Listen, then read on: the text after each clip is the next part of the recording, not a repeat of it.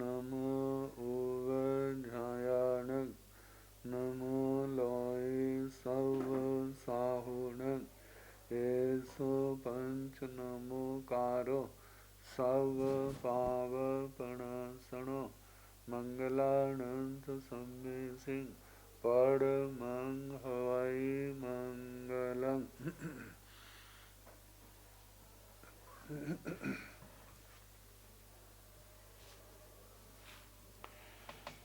जिन शासन जिन वाणी सदा जयवंत हो, श्रवण संग सदा अविचल मंगल हो।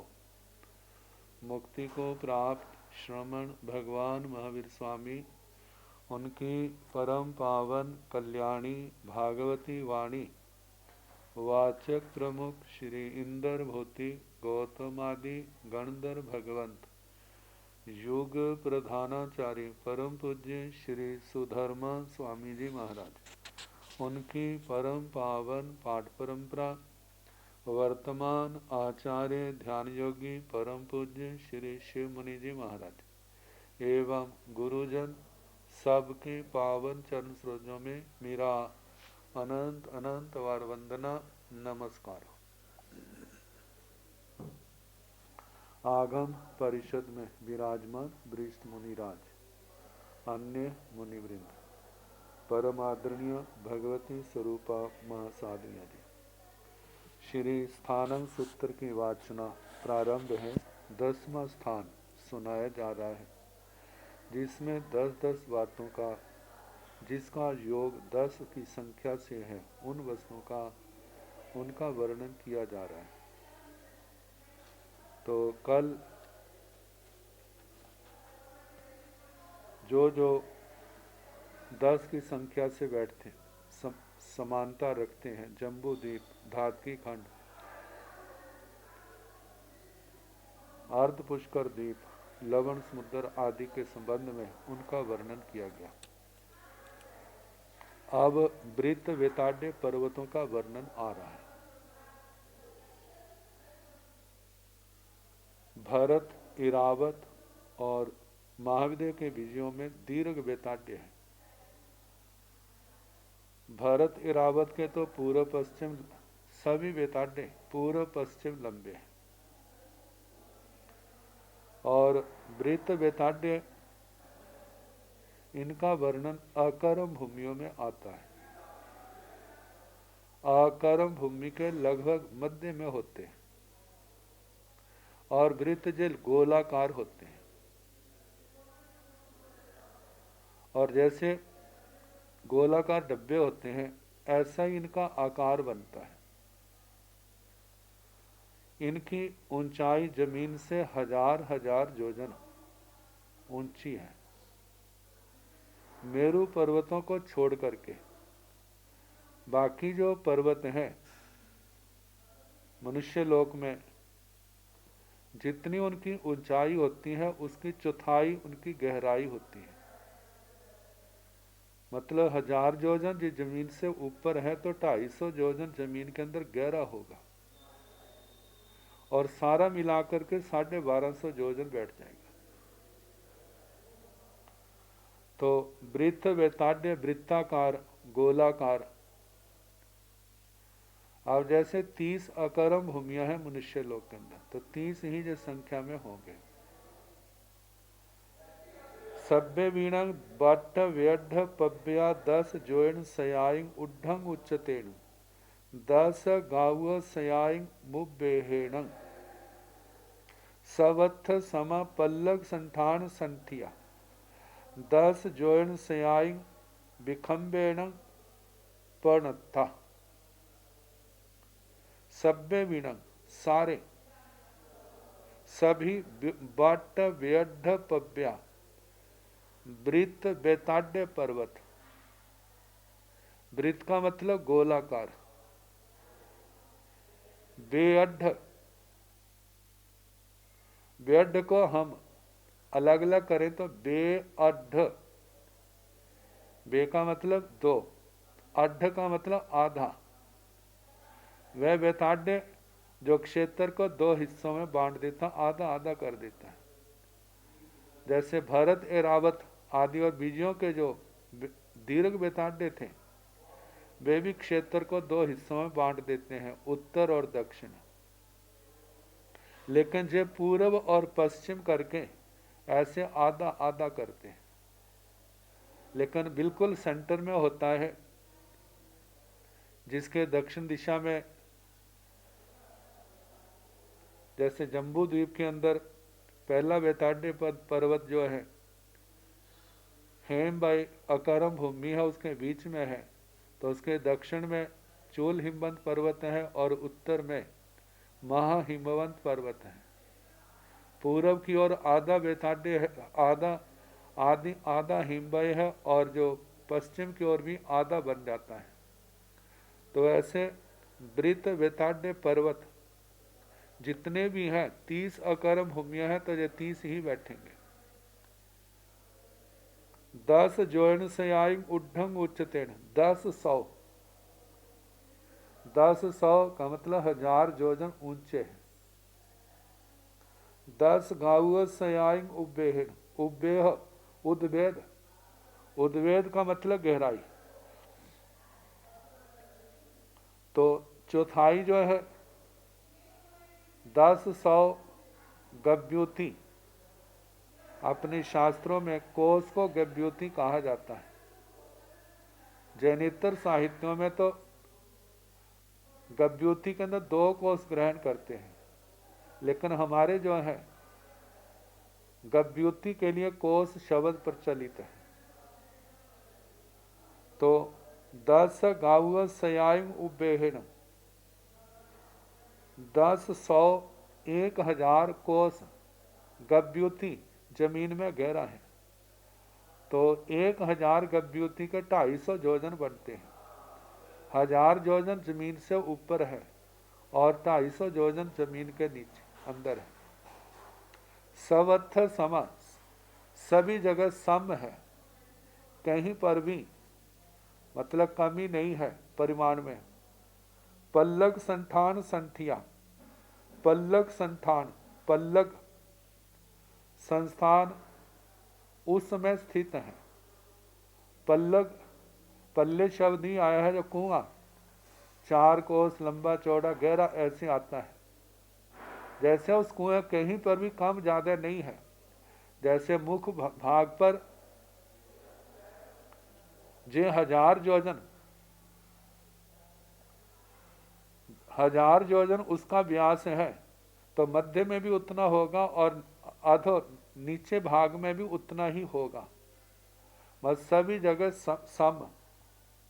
10 जोन से आई विखम्बेण पणता, और उस विरित बेताड्य पर्वत का जो व्यास है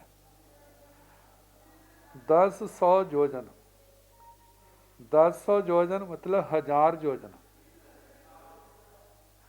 1000 योजन उसका व्यास है, मतलब जहाँ जमीन के जो 250 योजन नीचे है वहाँ से लेकर ऊपर तक सभी जगह 1000 योजन का उसका व्यास है और गोलाकार। तो इस प्रकार जितने भी वृत्त बेताड्य पर्वत हैं 1000 योजन ऊंचे हैं, 250 योजन गहरे हैं और उनका व्यास जो है 1000 योजन का है। आगे जम्बू द्वीप के अंदर कितने क्षेत्र हैं? जम्बू द्वीपे 10 खेता पणता तन जहा भरहे एरवय हेमवय हिरण्यवय हरिवासे रम्मगवासे पूर्व विदेह अवर विदेह देवकुरा उत्तरकुरा। जम्बू द्वीपे द्वीपे, जम्बू द्वीप नामक द्वीप में 10 खेता पणता 10 क्षेत्र कहे। तंजहा जैसे के भरहे भरत, एरवय एरावत, हेमवय हेमवत, हिरण्यवय हिरण्यवत, हरिवासे हरिवास, रम्यकवासे रम्यक वास, वास को वर्ष भी कहा जाता है, हरि वर्ष और रम्यक वर्ष। पूर्व विदेह पूर्व विदेह अवर विदेह, पश्चिम विदेह देवकुरा देवकुरु, उत्तर कुरा उत्तर कुरु। ये सारे मिला के 10 क्षेत्र हैं। जिनमें 6 तो अकर्म भूमियां हैं। भरत, इरावत और महाविदय को 2 हिस्सों में बांट दिया, पूर्व विदय और पश्चिम विदय। ये 4 अकर्म भूमियों के क्षेत्र आ गए। लेकिन महाविदय का क्षेत्र एक ही गिना जाता है, क्योंकि 15 कर्म भूमियों में 5 भरत, 5 एरावत और 5 महाविदय हैं। लेकिन इसकी अपेक्षा से 2 हिस्से कर दिए, पूर्व का और पश्चिम का, लेकिन है वो एक ही क्षेत्र।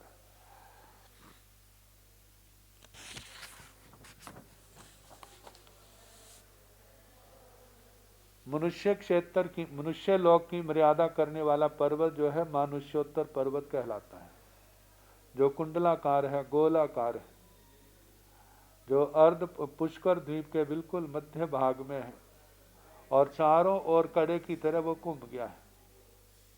तो जिसके कारण से अर्ध पुष्कर द्वीप अंदर का और बाहर का ऐसे 2 हिस्सों में बंट गया। मानुसूत्रेण पब्बय मूले 10-22 से जोयन साय विखंबेण पणत्ते। मानुसूत्तरे पब्बय, मनुष्योत्तर पर्वत, मूले 10-22 से जोयन साय विखंबेण पणत्ते। उसका जो चक्करवाल विश्काम जमीन के ऊपर है वह 1022 मतलब 1022 योजन उसका विश्काम्ब पणत्ते कहा है। इस मनुष्योत्तर पर्वत के अंदर अंदर ही मनुष्यों का जन्म, मरण और जीवन पाया जाता है, उसके बाहर नहीं। रिद्धिधारी मनुष्य जो है विद्या बल से, जंघाचारण लब्धि से तो बाहर जा सकते हैं, लेकिन अन्यथा जाना नहीं है। अब अंजनक पर्वत, दधिमुख और रत्तिकर पर्वत जो नंदीश्वर द्वीप के अंदर जिनका वर्णन आता है, तो उनका वर्णन आ रहा है। सब्बे वीणं मंजनक पब्बया 10 जोयन सयाई मुब्बेहेण मूले 10 जोयन सयाई विखंबेण ओवरिंग 10 जोयन सयाई विखंबेण पणत्ता। सब्बे वीणं दही मुह पब्बया 10 जोयन सयाई उब्बेहेण सवत्थ समा पल्लग संठान संठिया 10 जोयन सहसाई विखंबेण पणत्ता। सब्बे वीणं रई कर पब्बया 10 जोयन सयाई उड्ढंग उच्चतेण 10 गाउव सयाई उब्बेहेण सवत्थ समा झल्लरी संठिया 10 जोयन सहसाई विखंबेण पणत्ता।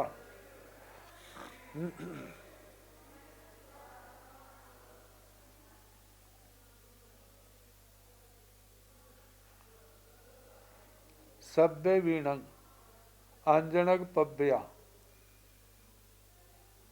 नंदीश्वर द्वीप में 4 अंजनक पर्वतों का वर्णन आता है।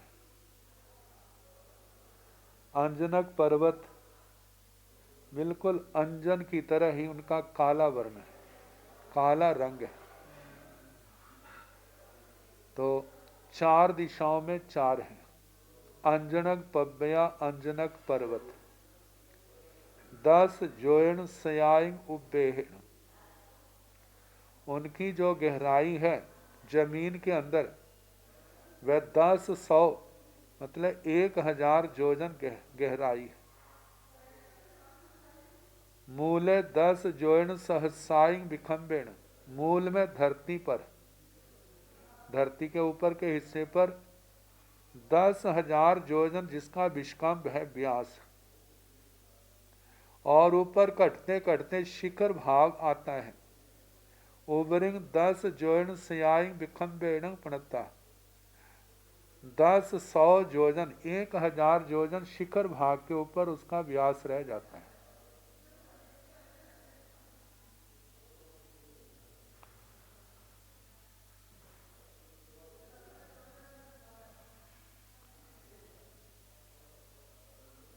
जे अंजनक पर्वत जहां तो नहीं बताया, जीवाभिगम सूत्र के अंदर इनका विस्तार से वर्णन आता है 3री प्रतिपत्ति में, जहां चारों गतियों के जीवों का वर्णन है। तो मध्य लोक का जहाँ नंदीश्वर द्वीप का वर्णन आता है तो वहाँ जो वर्णन चलता है तो कहा कि 84,000 योजन ये पर्वत ऊंचे हैं अंजनक और 1,000 योजन गहरे हैं, ऐसे 85,000 योजन बन जाते हैं। काले रंग के होने के कारण से इनको अंजनक पर्वत कहा जाता है। तो 1,000 योजन गहरे, मूल में 10,000 योजन व्यास और शिखर भाग में कटते कटते 1,000 योजन मतलब उसका विस्तार रह जाता है। सभ्य बीण दही मुह पव्या 10 जोन सयाई उबेहेण सवत्थ सम पल्लग संठान संठिया 10 जोन सहसाई विखम्बेण पणता। अब दधि मुख पर्वतों का वर्णन आ रहा है। दधि मुख पर्वत जो है बिल्कुल सफेद रंग के हैं।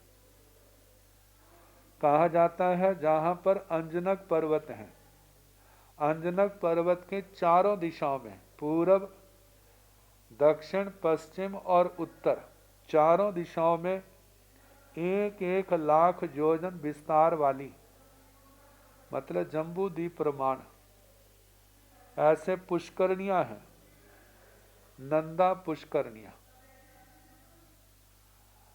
तो 4 है, तो चारों दिशाओं में 4-4 है तो 16 होगी। इन पुष्करणियों के बिल्कुल मध्य भाग में दधिमुख पर्वत आते हैं।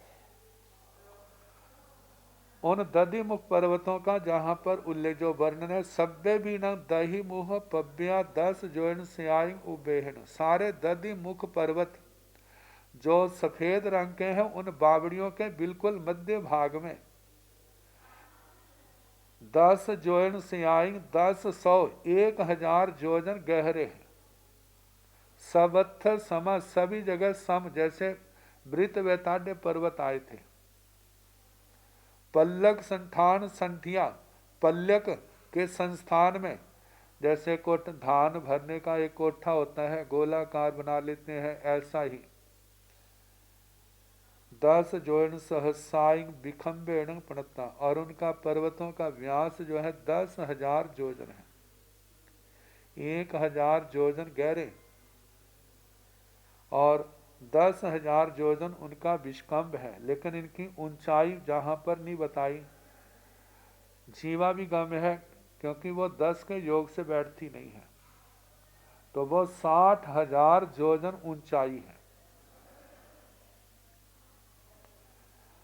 तो 1,000 योजन गहरे 60,000 योजन ऊंचे और इनका व्यास गोलाकार है। जैसे वृत्त वेतांडे पर्वत आए तो ऊंचाई जो है 60,000 योजन, गहराई जो है 1,000 योजन, ऐसे 61,000 बन जाता है। और व्यास जो है 10,000 योजन इन पर्वतों का व्यास है। सभ्य बीणंग रई कर पब्बया 10 जोन सयाइंग उड्ढंग उच्चतेण 10 गाव सयाइंग उबेहेण सवत्थ समा झल्लरी संठिया 10 जोन सहसाइंग विखम्बेण पणता। सभ्य बीणंग रई कर पव्या 10 जोन सयाइंग उड्ढंग उच्चतेण। अब रतिकर पर्वतों का वर्णन आ रहा है। रतिकर पर्वत जैसे दिशा में पूर्व दक्षिण पश्चिम उत्तर में तो अंजनक पर्वतों का वर्णन आया, लेकिन विदिशाओं में रतिकर पर्वतों का वर्णन आता है।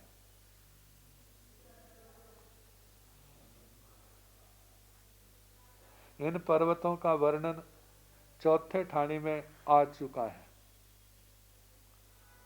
तो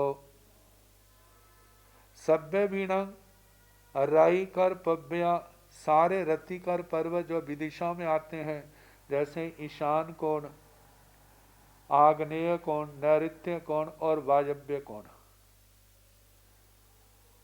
तो जितने भी रतिकर पर्वत हैं 10 जोन स्याइंग उड्ढंग उच्चतेण 10 100 1000 योजन ऊंचे ऊंचाई वाले। 10 गाउव सयाइम उबेहन 1000 न 10 100 1000 कोस गभ्योति गहराई है उनकी। सवत्थ समस्त सभी जगह सम है, झल्लरी संथिया झल्लरी के समान।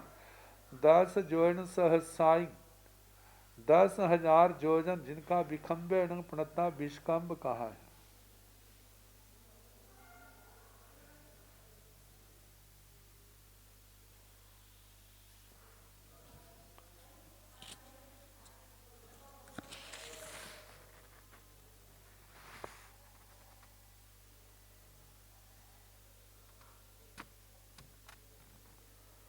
तो अंजनक पर्वत, दधिमुख पर्वत और रथी पर्वत, इनका प्रमाण, उसका वर्णन आया। कहा जाता है जिस सब ज्ञेय विषय है, जानने योग, इन क्षेत्रों में जे वर्णन है तो केवल जानने तक है, इसका आचरण से, आचार पर ध्यान नहीं, चरण पर ध्यान नहीं, गणित के हिसाब से या केवल एक जानकारी के अनुसार इनका वर्णन किया है। आगे रुचक वर पर्वत माना। रुयग वरेणं पब्बय 10 जोन सियाइंग उबेहिण मूले 10 जोन सहसाइंग विखम्बेण ओवरिंग 10 जोन सियाइंग विखम्बेण पणते एवं कुंडल वरे भी।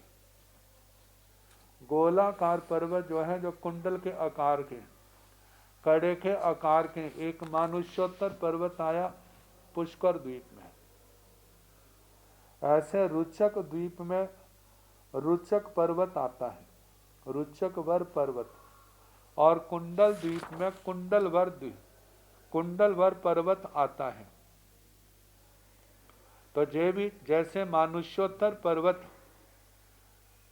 अर्ध पुष्कर द्वीप को 2 हिस्सों में बांट देता है और बिल्कुल मध्य में है, इसी प्रकार रुचक वर पर्वत का भी ऐसा ही है और कुंडल वर पर्वत का भी ऐसा ही वर्णन है। तो बताया रुयग वरेण पब्बय 10 जोन सियाइंग उबेहिण।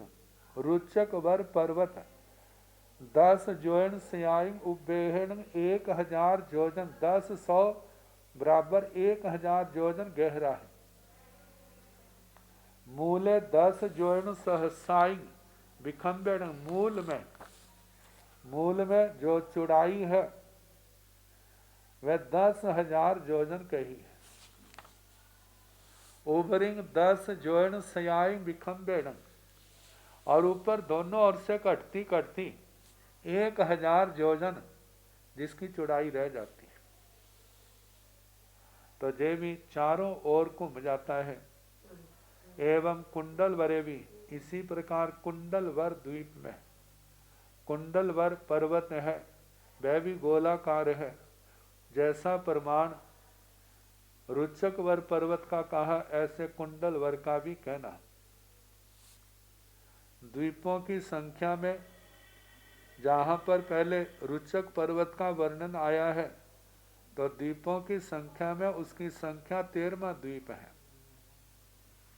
उसके ठीक मध्य भाग में चक्करवाल विष्कंभ, उसमें जो पर्वत स्थित है वह 1000 योजन गहरा, भूमि पर 10,000 योजन विस्तार वाला, और ऊपर कटते कटते 1000 योजन विस्तार रहता। सब जगह सम, मतलब ये जो प्रमाण बताए सभी जगह एक जैसी होगा, एक जैसा प्रमाण होगा।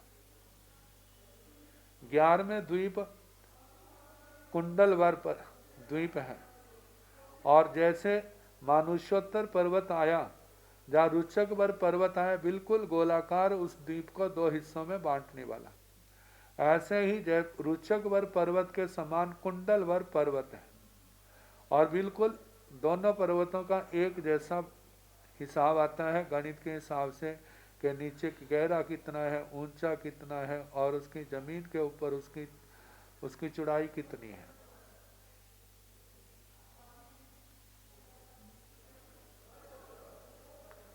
बताए 10वें स्थान के अनुरोध से सूत्रकर्ता ने 10 का अंक ग्रहण किया है। 20वें सूत्र से लेकर जितना भी वर्णन किया गया है उस सब का विस्तृत वर्णन जीवाभिगम सूत्र की तीसरी प्रतिपत्ति में विस्तार पूर्वक किया गया है।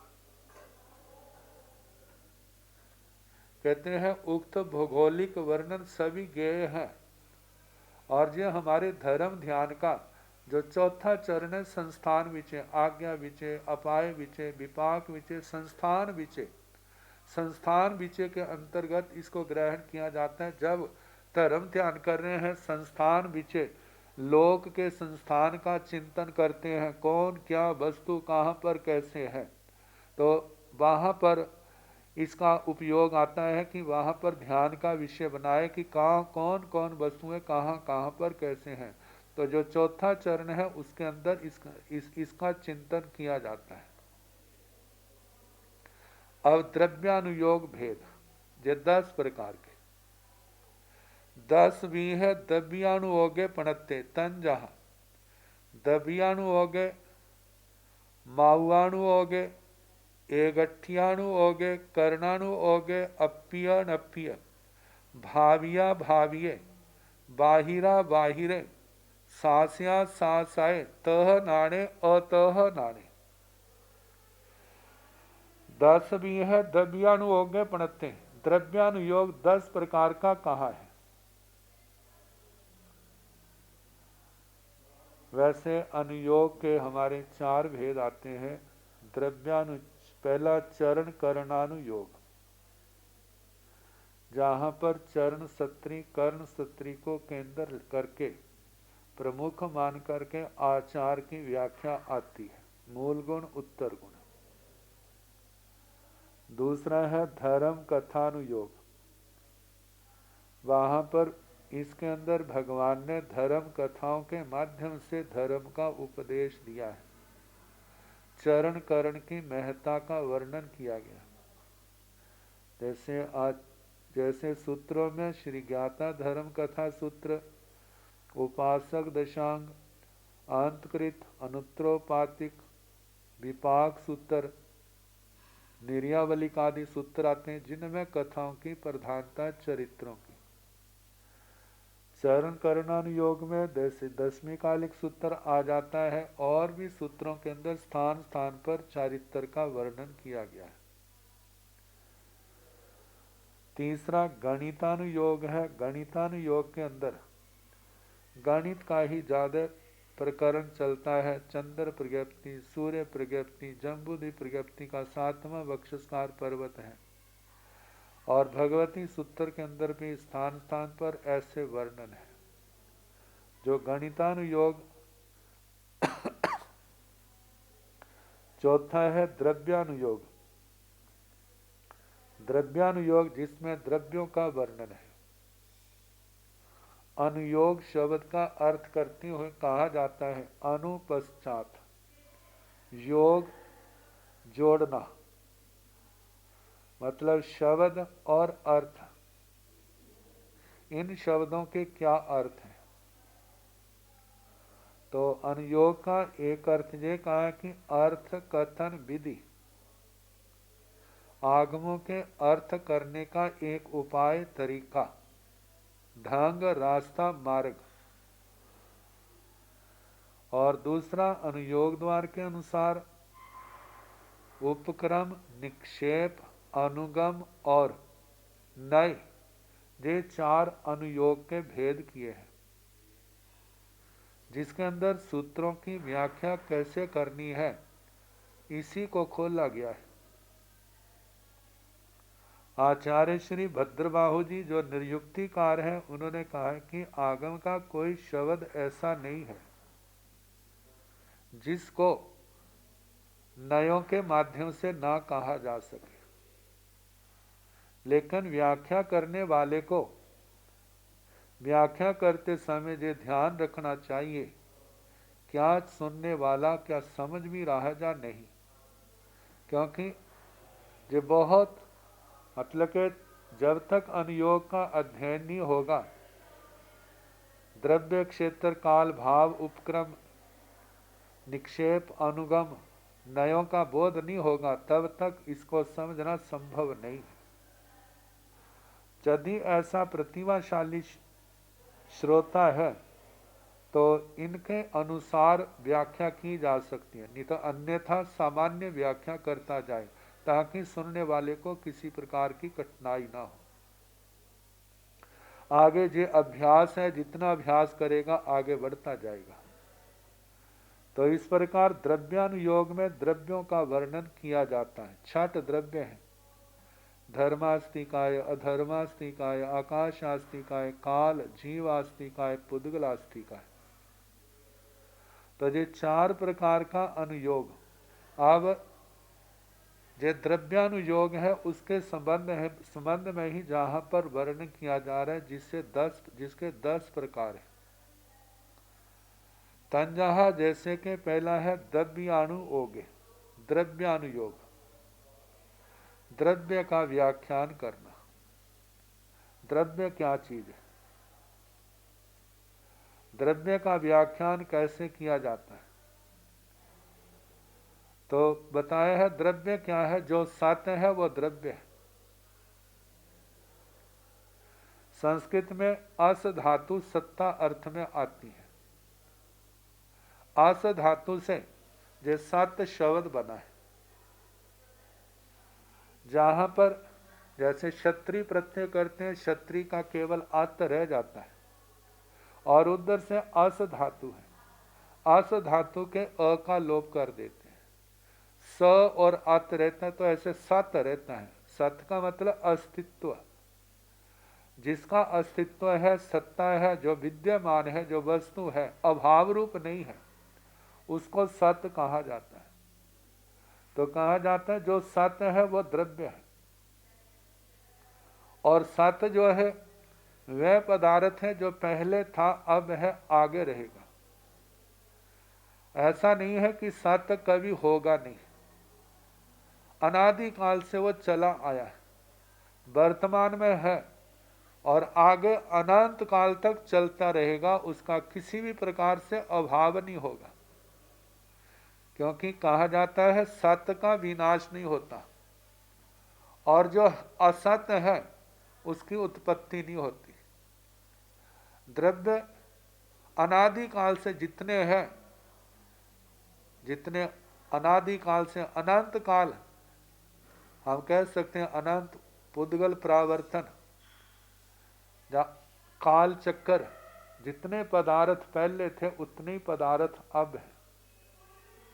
ना जीव घटे हैं, ये संसारी जीव तो घटे हैं, सिद्ध जीव बड़े हैं, लेकिन जीवों की संख्या उतनी ही है।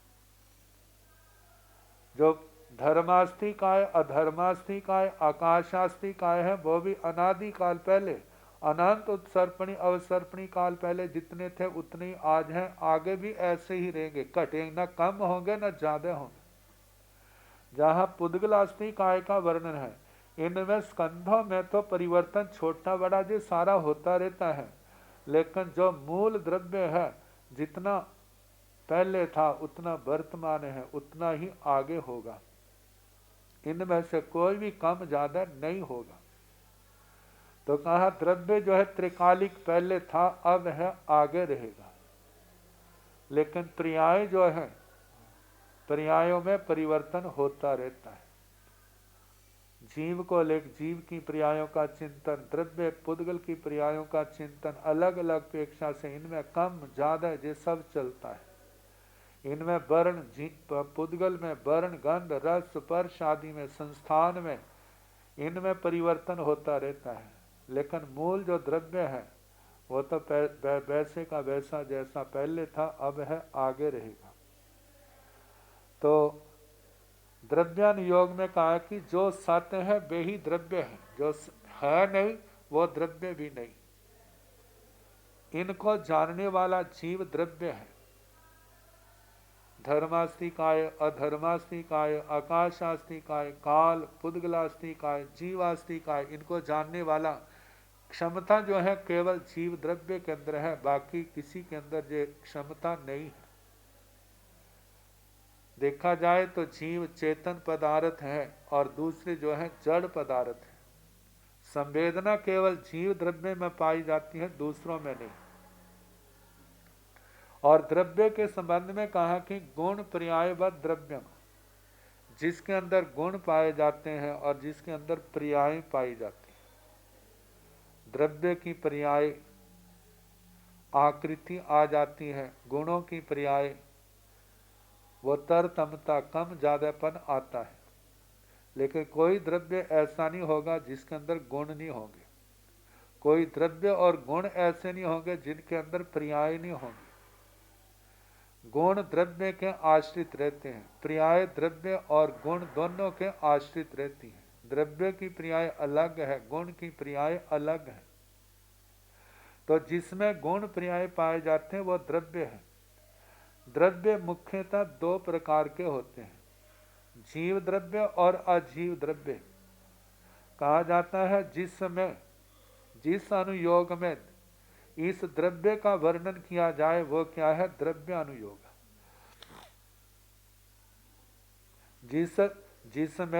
जिस अनुयोग में द्रव्य का सम्यक प्रकार से विवेचन किया जाए उसको द्रव्य अनुयोग कहा जाता है।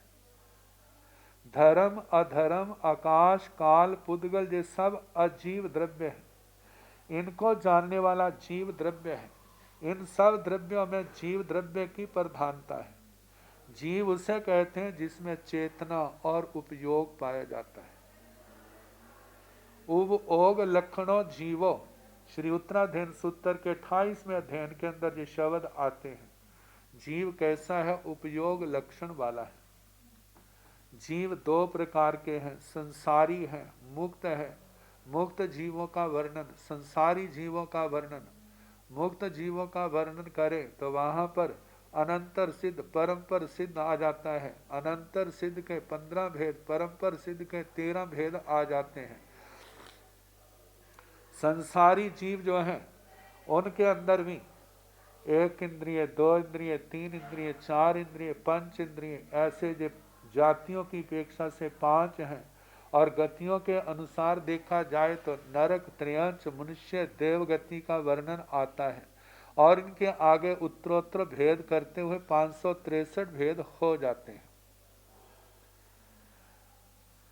तो बताए संसारी जीवों के मुक्त आत्मा में केवल गुण पर्याय होती है किंतु द्रव्य पर्याय नहीं। संसारी जीवों में द्रव्य पर्याय और गुण पर्याय दोनों होती है।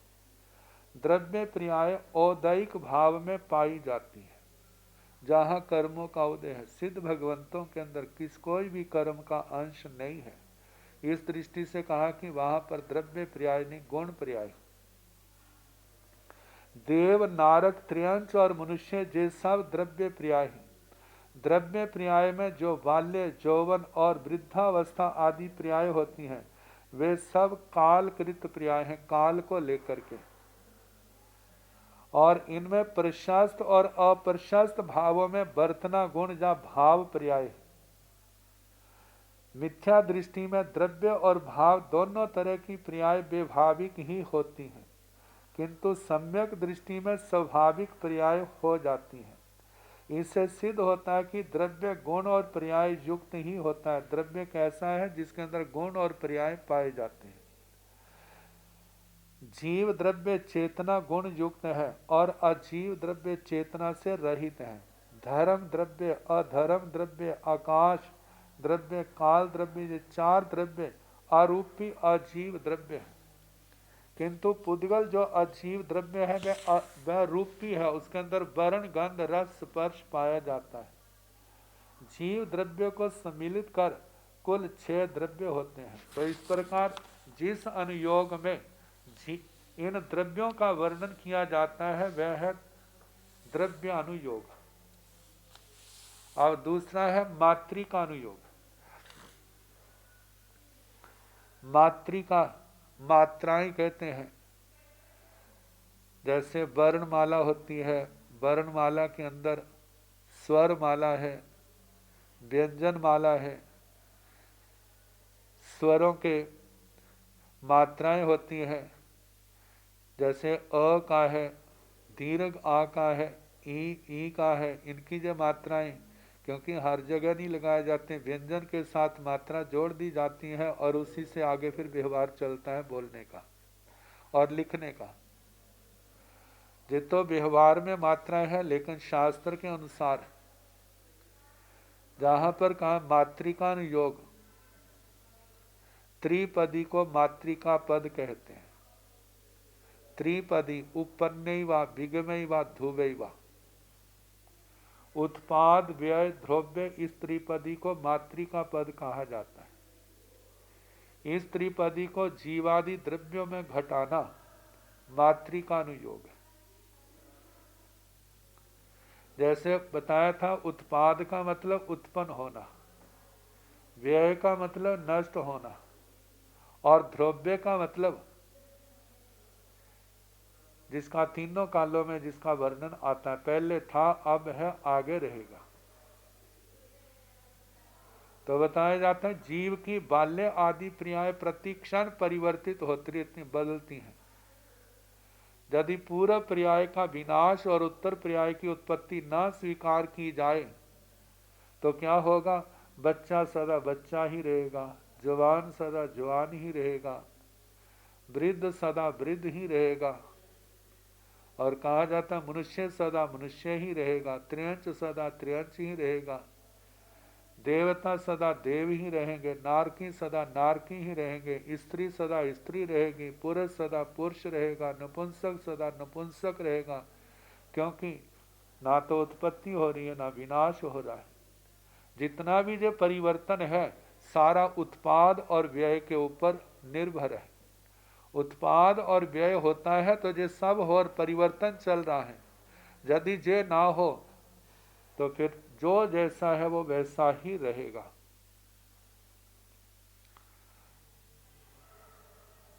तो कहा कि ऐसा होता नहीं है, मतलब परिवर्तन हम रोज देखते हैं। यदि उत्पाद व्यय और द्रव्य को सर्वथा ना माना जाए तो लौकिक व्यवहार का भी विच्छेद हो जाएगा। अतः सिद्ध हुआ कि द्रव्यार्थिक नय से जीव आदि द्रव्य ध्रुव एवं नित्य है, शाश्वत है, लेकिन पर्यायार्थिक नय से अध्रुव एवं अनित्य है। इसलिए उत्पाद व्यय और द्रव्य युक्त द्रव्य स्वीकार करना ही युक्ति संगत है। तो इस प्रकार मातृकानुयोग इन तीनों दृष्टियों से द्रव्यों का पदार्थों का वर्णन करना क्या है? मातृकानुयोग है। अब तीसरा है द्रव्यानुयोग, द्रव्यानुयोग, माहुआनुयोग, मातृकानुयोग, एकगठ्यानुयोग, एक आर्थिक अनुयोग। एक आर्थिक अनुयोग में एक अर्थ वाले शब्दों का अनुयोग करना, जहां पर पर्यायवाची चलते हैं। अनेक शब्द एक अर्थ को बताने वाले अनेक अर्थों का संग्रह करना। जैसे हम शब्द कोशों में देखते हैं, अमर कोश है, नाममाला आदि आचार्य श्री हेमचंद्र जी के द्वारा रचे गए ऐसे ग्रंथ हैं, वो आते हैं। एक अर्थ को बताने वाले शब्दों का अनुयोग करना, उनकी व्याख्या करनी।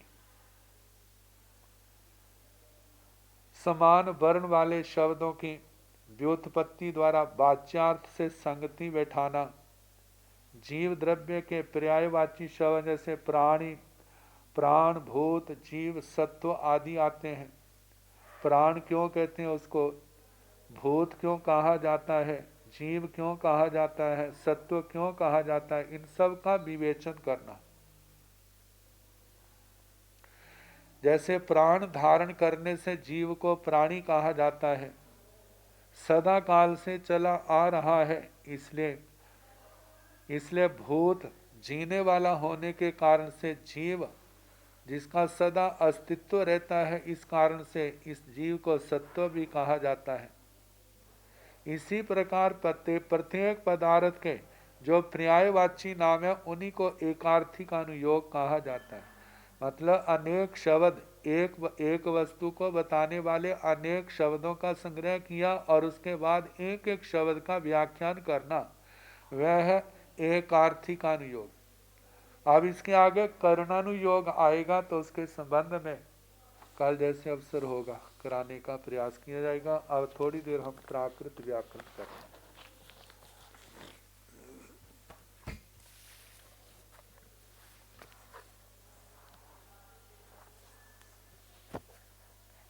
तीसरा पाद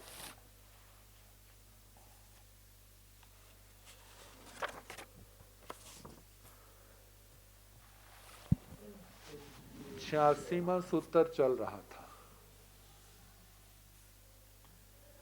ते ए धन्ना, इस सूत्र में बताया था तद के त को स हो, लेकिन कब? जब सी प्रत्यय परे हो। यदि स्त्रीलिंग और पुल्लिंग का शब्द हो तब होगा। प्रथमा विभक्ति के एक वचन का जो सी प्रत्यय उसको छोड़ करके कोई और प्रत्यय होगा तो तय को स नहीं होगा।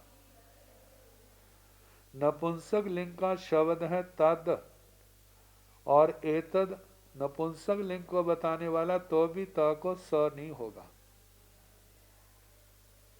तो बताए सावित्य सी परे होने पर ही होगा। ते ए धन्ना, ते और ए, ते तद शब्द का रूप है और ए जो है एतद शब्द का रूप है, प्रथमा के बहुवचन।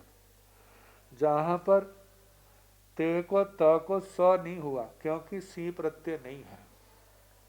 आगे ए में त का लोप हो गया है त का, लेकिन वहां पर त को स नहीं हुआ। तो इस प्रकार जहां पर इसलिए का क्यों नहीं हुआ? क्योंकि जहां पर सी प्रत्यय नहीं, जस प्रत्यय। ताओ ए आओ महिलाओ, ता एता महिला, ये प्रथमा विभक्ति के बहुवचन के रूप हैं।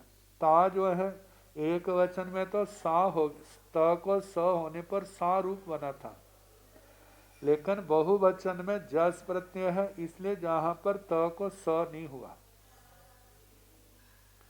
ए आओ एता, तो ए आओ में त का लोप हो गया लेकिन त को स नहीं हुआ। तो ताओ ए आओ महिलाओ प्रथमा विभक्ति का बहुवचन का रूप है। आगे अकलीवे तिकम, कहते हैं नपुंसक लिंग को क्यों छोड़ दिया? तंग एयंग बन, वह जह बन, तो जहां पर त को स नहीं हुआ क्योंकि नपुंसक लिंग है। जैसे तंग, तंग का तद रूप संस्कृत में बनता है, द का लोप हो गया है, लेकिन म आम को म किया है, म को अनुस्वार कर दिया और त को जो नपुंसक लिंग होने के कारण से इस तदस्थ है सो अकलीबे, इस 86वें सूत्र से त को स नहीं हुआ। एतम एयंग में त का लोप हो गया लेकिन त को स नहीं हुआ क्योंकि यह नपुंसक लिंग है। अब इसके आगे 87वां सूत्र आता है वादसो दस्य होनो दाम। अदस शब्द आता है। अदस शब्द का अर्थ जो तद शब्द का अर्थ है वही अदस का है, वह अर्थ में आता है। तो बताए अबादसो दस्य होनो दाम, अदस शब्द का जो दकार से अदसो दकार से सौ परे ह आदेशो वा भवति तस्मिन् स कृते अतः सेर्डो इत्योत्तमं शेषं संस्कृतवद इति अतिदेशात् आत इत्याप कलीवे स्वरान म से इति मस्त न भवति। जहां पर कहा कि अदस के अदसो दकार से अदस के दकार को सौ परे सी परे होने पर ह आदेशो वा भवति, ह आदेश विकल्प से होता है। इस सूत्र से आदस के द को ह आदेश विकल्प से होता है, लेकिन कुछ बातें बताई हैं। कहते हैं ह आने पर ये अकारांत शब्द बन जाता है। तो अकारांत शब्दों को पहले हम जो 3 सूत्र लगाते आए, अतः सेरडो मतलब अदंत के परे जो यदि सी प्रत्यय उसको डो हो जाता है। कहा जहां पर अदस में द को ह होने पर अतः सेरडो सूत्र नहीं लगेगा। और कहा जाता है कि जैसे और शब्दों में स्त्रीलिंग का प्रत्यय लगाने पर मतलब आ प्रत्यय लगा देते हैं, लेकिन इसको स्त्रीवाचक शब्द चाहे हो उसका, मतलब वह शब्द जो है चाहे स्त्रीवाचक शब्द के साथ लगा हो तो जहां पर आप प्रत्यय नहीं होगा। और नपुंसक लिंग में जहां पर सी को म आदेश नहीं होगा। अह शब्द तो तीनों लिंगों में अह शब्द ही रहेगा। तो बताया है अदसो दकार से सौ परे, अदस के दकार को सी परे होने पर ह आदेशो व भवती, ह आदेश विकल्प से होता है। तस्मिन् च कृते ह करने पर अतः सेर्डो इति ओत्वम, अतः सेर्डो इस सूत्र से जो सी को डो आदेश होता है वह नहीं होगा। आगे शेषण संस्कृत वद, संस्कृत के समान जैसे स्त्रीवाचक में प्रत्यय लगाए जाते हैं, प्रत्यय लगाने के ऊपर कहीं आ लगाया जाता है, कहीं ई लगाया जाता है, तो आदर्श को ध को ह करने पर वो आ ई आदि प्रत्यय नहीं होंगे। इस आदेश से आत, आत सूत्र से आपका आप होता है तो वह नहीं होगा। और नपुंसक लिंग में कलीवे स्वरान म से, नपुंसक लिंग में स्वर से परे सी को म आदेश होता है, वो भी नहीं होगा आदर्श शब्द के बाद। इति मैश्च न भवती, सी को म नहीं होता। जैसे इसका उदाहरण है अह पुरुषो, पुरुषो तो पुरुष शब्द से बना है। रू के ऊ को ईकार और श को स विसर्ग को डो आदि कार्य करके पुरुषो रूप बनता है।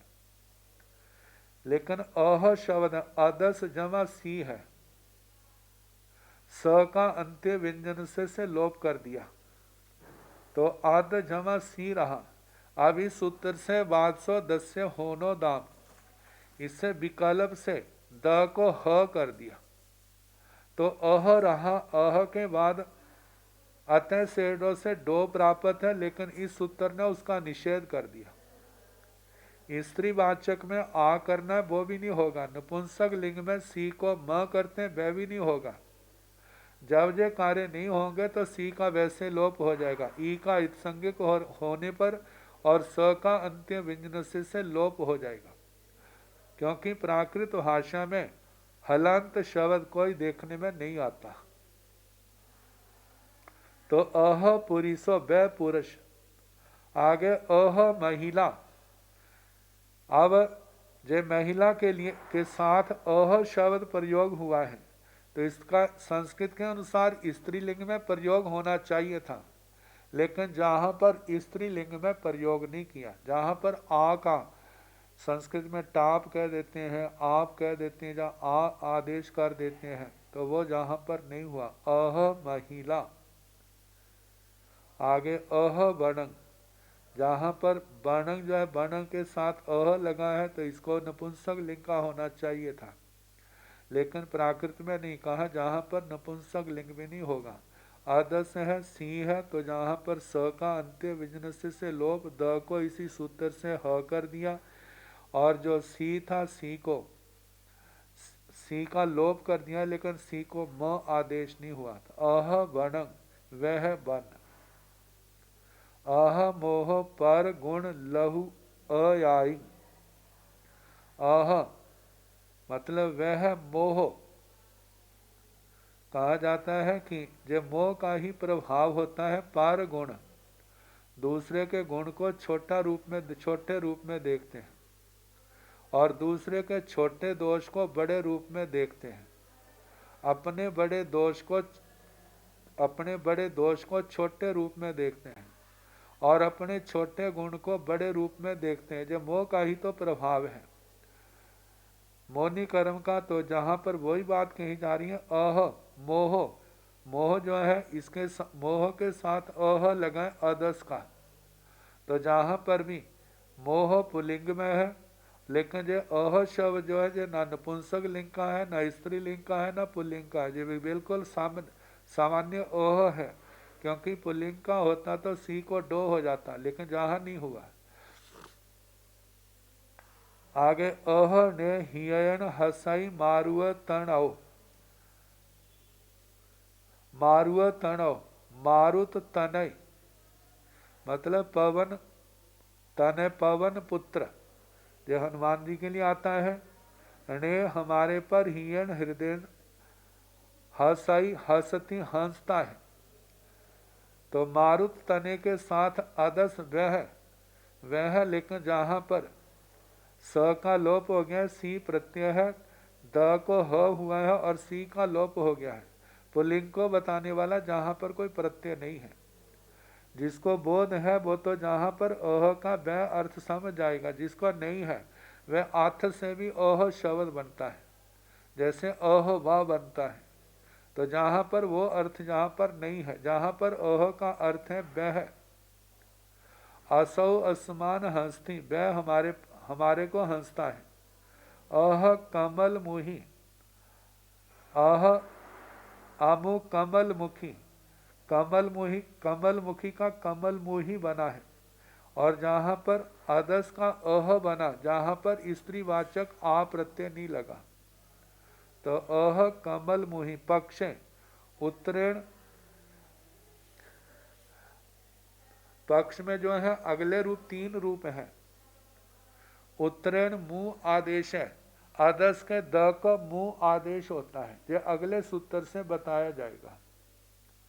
तो जहां पर अमु पुरिसो, जब द को ह नहीं हुआ तो अगले सूत्र से द को म हो जाता है, मुंह हो जाता है, तो अमु बना। आगे सी प्रत्यय है। अब सी परे होने पर ईदुता दीर्घ से दीर्घ, ऊ को दीर्घ हो जाता अमु, और सी का लोप। आगे पुरुषो पुरुष है, वह पुरुष। अमु महिला, जहां पर भी स्त्रीवाचक शब्द बन गया, अमु और स्त्रीवाचक होने के कारण से दीर्घ हो गया। जहां पर अमु महिला, अमुंग बनंग, तो जहां पर द, क्योंकि द को ह विकल्प से होता था, जब नहीं हुआ तो द को अगले सूत्र से मुंह हो गया, और सी को नपुंसक, बनंग शब्द नपुंसक लिंग में है, इसलिए जहां पर नपुंसक का कार्य हुआ, सी को म आदेश हो गया, म को अनुस्वार कर दिया, अमुम बनंग। अब इसके आगे मुंह सियादव 88वां सूत्र है, तो इसका फिर जैसे समय होगा वीरवार को देखा जाएगा।